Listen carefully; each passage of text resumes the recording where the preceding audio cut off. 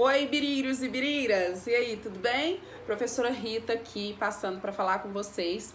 E a nossa primeira aula de Sociologia vai ser sobre as instituições sociais. O que são essas instituições sociais, professora? Elas são as organizações da sociedade e essas organizações, elas existem para que a gente tenha uma coesão social, ou seja, um segmento, né, que vai passar regras e normas para que a gente viva em sociedade, para que a gente se forme enquanto cidadãos e não mate uns aos outros, né? Meninos, então assim, quanto à questão da gente ser um cidadão, a gente tem que ter algumas estruturas, né? A gente tem que ter uma estrutura social que é estabelecida na nossa vida.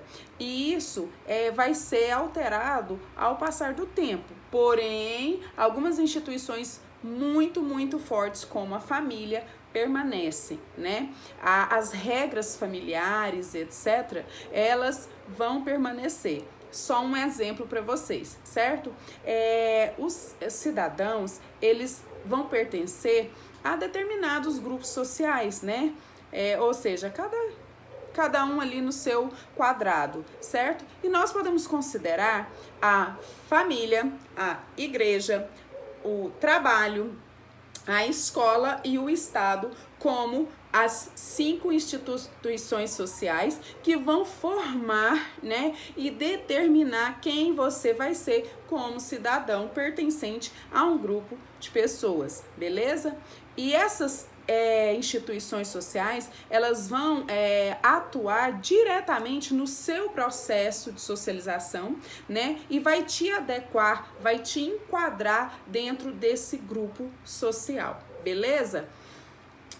Quais são as características, né, destas instituições? Gente, a gente precisa levar em consideração que essas instituições, elas vão ser mediadoras, né, do conflito entre a individualidade e a coletividade. Ou seja, a individualidade do meu eu e a coletividade, eu junto com outras pessoas, certo? Então vamos lá, nós seres humanos, nós vivemos em sociedade e a gente tem uma tarefa dupla.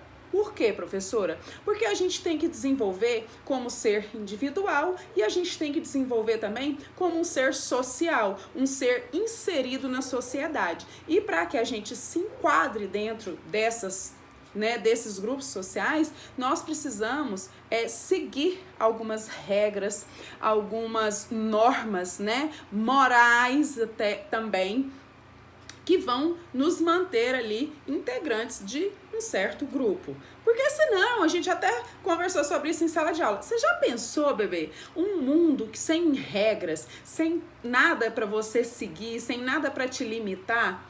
Gente, ia ser a maior baixaria, né? Ia ser uma baixaria. Pensa sobre isso.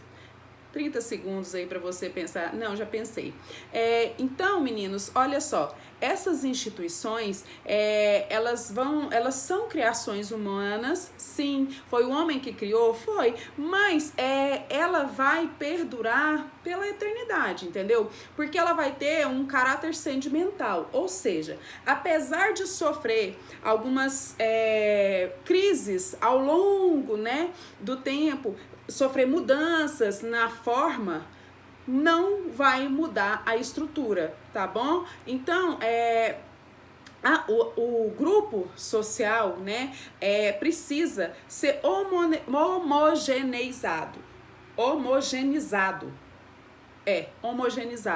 Meninos, o que é isso, professora? Todo mundo tem que agir com semelhança, a semelhança da massa, de todos, né? Então, todos vão pensar da mesma forma e todos vão agir da mesma forma, evitando o que, professora? O caos, bebê, o caos. E essas instituições, elas vão ser as mediadoras entre a sua vida individual e a vida privada. Qual que é a vida privada? É aquela que a gente sai de dentro de casa e vai para o trabalho, né? Então, essas instituições sociais, elas vão levar as pessoas a se enquadrarem, né, nos modos de vida, nos padrões sociais, né?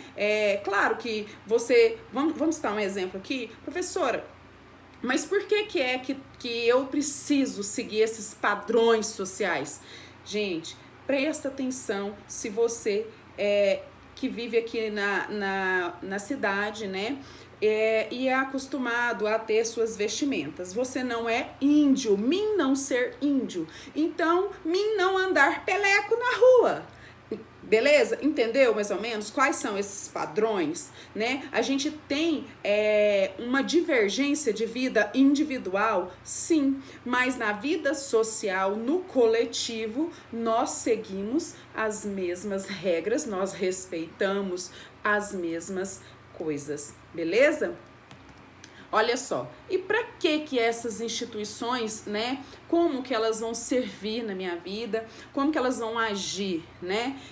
Gente, ela vai tornar a nossa vida mais aceitável e menos agressiva. É verdade. Por quê? Porque se a gente não seguir essas normas e regras, né, como eu já havia dito, gente, não tem como, não tem como. Pensa comigo aqui, dentro da sua casa, tem normas, tem regras. Sua mãe fala pra você assim, ó, eu vou sair pra trabalhar, a sua obrigação é limpar a casa. Já pensou se você, gente, é um exemplo, hein? Já pensou se você não cumpre a sua regra, a sua mãe pega e tira seu celular, te deixa sem celular? Ah, professora, então existe também uma punição? Sim, existe uma punição para quem não segue essas normas e essas regras, beleza? E Emile Durkheim, ele vai exemplificar, estudar e dizer pra gente a respeito disso divinamente, porque ele vai explicar de uma maneira que você vai compreender que é preciso existir respeito, né, para que exista uma coesão social, certo? Então, esse sociólogo, ele foi um defensor, né, dessas instituições sociais na composição da sociedade, e ele também foi um defensor do capitalismo, tá? Por quê, professora? Porque ele classificou que existem dois tipos de solidariedade humana, né, que é a mecânica e a orgânica. A mecânica ela é uma que tudo vai funcionar com um grande mecanismo e não tem uma distância, não tem um distanciamento entre os membros, certo? Enquanto que na orgânica é um sistema capitalista que ele vai dividir, né, a formação social em grupos diferentes, tá bom? Que aí a gente vai ter uma diferenciação de grupos e de modelos de pessoas. Por exemplo, na mecânica, eu tenho uma sociedade simples. Na solidariedade orgânica, eu tenho sociedades complexas, né? As funções sociais do indivíduo são semelhantes na mecânica e na orgânica, as funções sociais do indivíduo são especializadas e interdependentes, certo? Então, assim, há algumas divergências que nós podemos citar aqui várias. Por exemplo, na mecânica tem o predomínio do direito punitivo, ou seja, se você não cumprir uma regra, você vai receber uma punição por ela. E na orgânica há um predomínio de um direito restitutivo, ou seja, professora, você vai pagar por aquilo, tá? Você vai restituir aquilo, beleza? Então, para Emile Durkheim, as instituições sociais, elas são uma forma de garantir a ordem na sociedade. Ele explicou pra gente que há uma socialização primária, né? Que são as primeiras socializações, que a principal é a família. Família é a base de tudo na nossa vida. É ela que vai nos dar as primeiras normas e as primeiras regras que a gente precisa seguir para viver em sociedade, né? Depois vem uma socialização secundária, que aí a gente vai colocar o indivíduo em convívio com outras né, formas de socialização fora do convívio familiar e dentro de um grupo de pessoas que ele não conhece, né? Aí entra o Estado, a igreja, o trabalho, a escola, né? E dentro dessas instituições, nós podemos dizer que a família vai te ensinar as primeiras regras que você tem que seguir, né? Os primeiros passos esperados pela sociedade. E a família vai fazer isso com você de uma maneira carinhosa, afetiva, né? Ela vai te dar essa base, mas com sentimentalismo. Ótimo, professora. A igreja ela vai ser uma instituição que ela vai apontar algumas normas sociais e morais que você deve seguir, né? E que você tem que seguir uma determinada cultura. Por isso que cada igreja tem determinadas regras. Então, cada uma tem uma cultura diferente e ela vai trazer para você sai um pouco do convívio familiar e já entra numa socialização secundária. Por quê? Porque ali você vai aprender outras maneiras de vivência, certo? Prosseguindo, nós vamos ter aí a escola.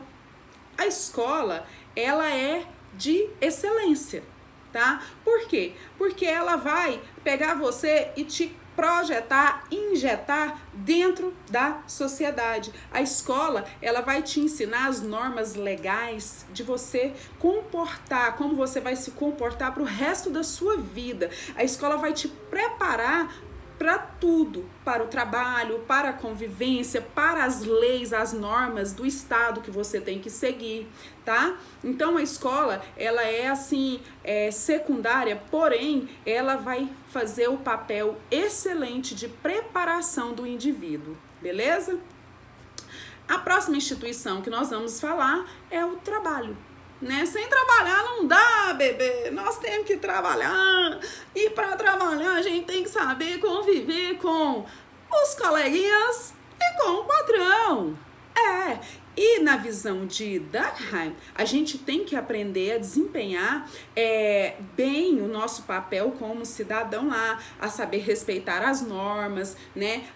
Por exemplo, olha um exemplo bom que a professora vai falar para você. Mas você vai aprender que você tem que chegar no horário certo, cumprir exatamente como foi determinado para você e sair no horário que foi combinado. Então, assim, a partir do momento que você não aplica o que você aprendeu nas instituições anteriores, quando você chega aqui no trabalho, se você não fizer o que veio, né, da família, da igreja, né, da escola, você vai aplicar tudo isso aqui no trabalho. Se você não aplicar direitinho, corretamente, bebê, a situação vai ficar feia para você.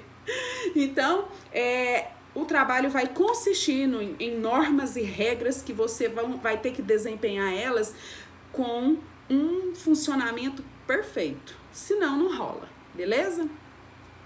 E o Estado, gente? Qual é o papel do Estado nisso tudo?